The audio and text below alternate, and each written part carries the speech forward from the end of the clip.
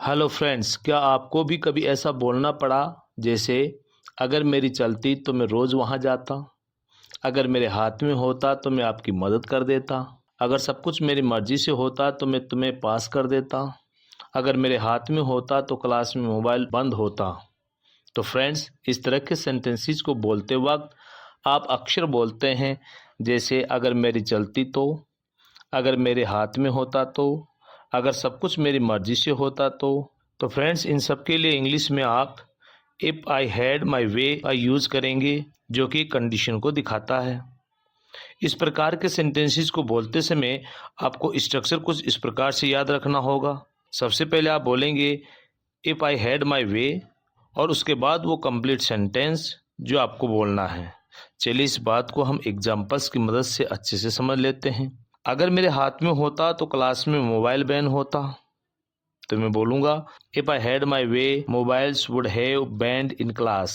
तो if I had my way mobiles would have banned in class. अगर मेरी चलती तो मैं उसे आने ही नहीं देता।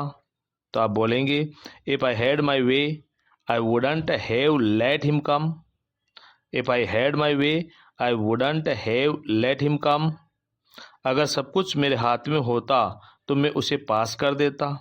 तो मैं बोलूँगा if I had my way I would have passed him.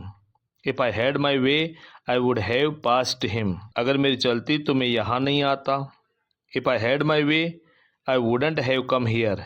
If I had my way I wouldn't have come here. अगर मेरी चलती तो मैं कभी ऑफिस जल्दी नहीं जाता। If I had my way I'd never go to office early. अगर मेरी चलती तो मैं अभी छुट्टियों पर होता। If I had my way I would have been on leaves now. If I had my way I would have been on leaves now. अगर मेरी चलती तो मैं तुम्हें मोबाइल दिला देता। If I had my way I would have got you a mobile phone. If I had my way I would have got you a mobile phone.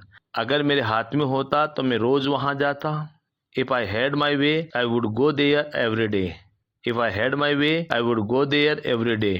और अब ये सेंटेंस आपके ट्रांसफॉर्मेशन के लिए अगर मेरे हाथ में होता तो मैं सब कुछ खरीद लेता।